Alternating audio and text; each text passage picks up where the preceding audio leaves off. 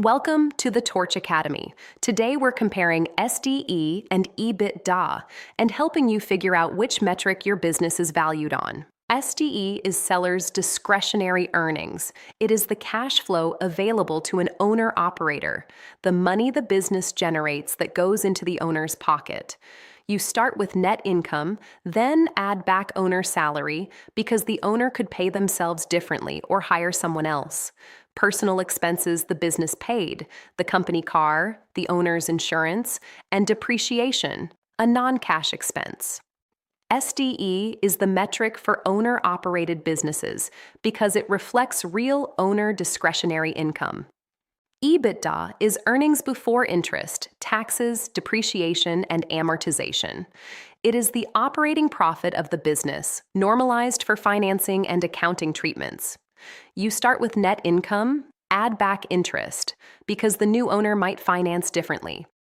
Add back taxes, different for each buyer, and add back depreciation and amortization, non-cash items. EBITDA is the metric for larger, more sophisticated businesses because it isolates operating performance from financing and structure. Here is the practical breakdown. SDE applies to smaller, owner-operated businesses. You are the business. You do the work. A buyer is buying the income and will be involved in operations. Banks and lenders use SDE for small business loans. EBITDA applies to larger, professionally managed businesses. You have a manager or team. The business runs without you. A buyer is buying an operating system and cash flow, not a job for themselves.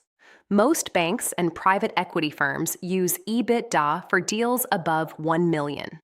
The crossover typically happens around $1 million in revenue, though it depends on the specific business. SDE and EBITDA serve different purposes. SDE is written for owner-operators. If you are the business, we want to know what cash you can extract.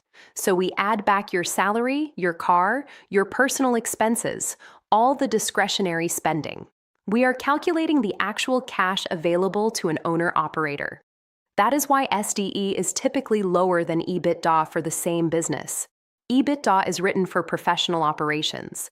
We do not care what the owner pays themselves or whether they drive a company car. We are evaluating the business as a standalone entity. What is the operating profit? Multiples differ too. SDE businesses trade at 2 to 3.5 times. EBITDA businesses trade at 3 to 5 times. The same business could be worth very different amounts depending on which metric you use and which buyer you are dealing with. Let me walk you through a real calculation. You have a $600,000 revenue service company with $150,000 in net income on your tax return. For SDE, you add back your $80,000 salary, $15,000 in personal expenses the company paid, and $5,000 in depreciation. Your SDE is $250,000. At a 2.8x multiple, that is a $700,000 valuation. Now let us calculate EBITDA for the same company. You would add interest of $8,000, taxes of $35,000, and depreciation of $5,000. EBITDA would be $198,000. At a 3.2x multiple, that is $634,000. Interesting. Same business. SDE-based valuation is higher than EBITDA-based. Why? SDE includes discretionary owner items that EBITDA does not. SDE is designed to say, here is the cash available to an owner who might work in this business. EBITDA is designed to say, here is the operating profit.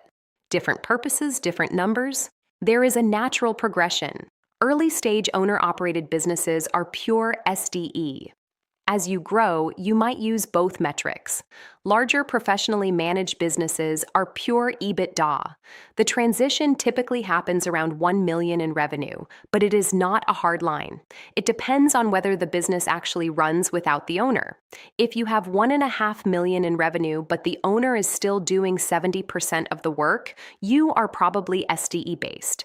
If you have $800,000 in revenue and a professional manager running the show, you might be EBITDA-based. Smart owners understand this transition and run their business accordingly. If you are in the 500,000 to 1.5 million range, you are in the transition zone. That is when you need to make a strategic choice about whether you are building an owner-operated business, optimize for SDE, or a managed business, optimize for EBITDA. That choice affects what you do with your time and what the business will be worth. This is important. The choice of metric can cause 20 to 40% variance in valuation for the same business. If you use SDE and get valued at 1 million, but the buyer wants to use EBITDA, they might calculate 600,000, or vice versa. This is a negotiation issue. Both sides need to agree on the metric. That is why understanding which applies to your business is critical. If you are owner-operated, SDE is appropriate. If you are professionally managed, EBITDA is appropriate. Do not let a buyer surprise you with the wrong metric. Lenders have specific requirements. The Small Business Administration uses SDE exclusively. If a buyer is getting an SBA loan for your business, the valuation will be SDE-based.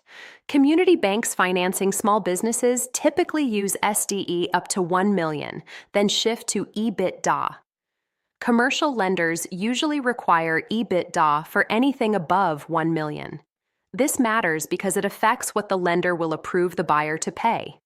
If you are financing the buyer yourself, seller financing, you have flexibility. But it is smart to discuss upfront which metric you are using and why. Do not surprise a buyer with a valuation based on metrics they do not understand. Here is where deals fall apart.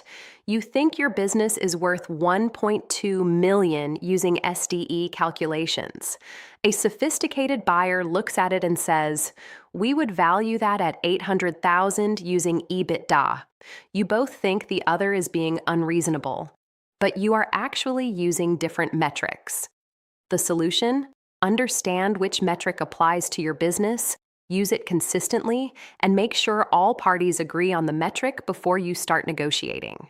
If you are owner-operated, defend SDE. If you are professionally managed, expect EBITDA. Either way, alignment on the metric removes a major source of confusion. Here is the simple decision tree. If the business cannot run without you, you do most of the work, customers buy from you personally, then SDE is appropriate. If you have a manager or team that can run the business without you, then EBITDA is appropriate. Size is a factor. Under 1 million usually means SDE. Over 1 million and professionally managed usually means EBITDA. But the principle is more important than the rule. Which metric best represents the value a buyer would realize? Use that one. And do not choose alone. Online valuation tools can help you determine which metric applies to your business. Or if you have a business advisor or accountant, they can confirm it for you. Once you have decided, stick with it and document your methodology. This is a critical distinction. The wrong metric can dramatically overstate or understate your business's value. If you're running the business day to day, SDE captures the full economic benefit of ownership. If you've stepped back and hired management, EBITDA is the standard. Make sure your marketplace listing and your buyer are talking about the same number. Thanks for watching. If you found this helpful, head over to torchapp.io/signup to create your free account. Torch uses AI to help you navigate buying or selling a small business, whether you're just exploring or ready to make a move. And don't forget to subscribe for more episodes from the Torch Academy.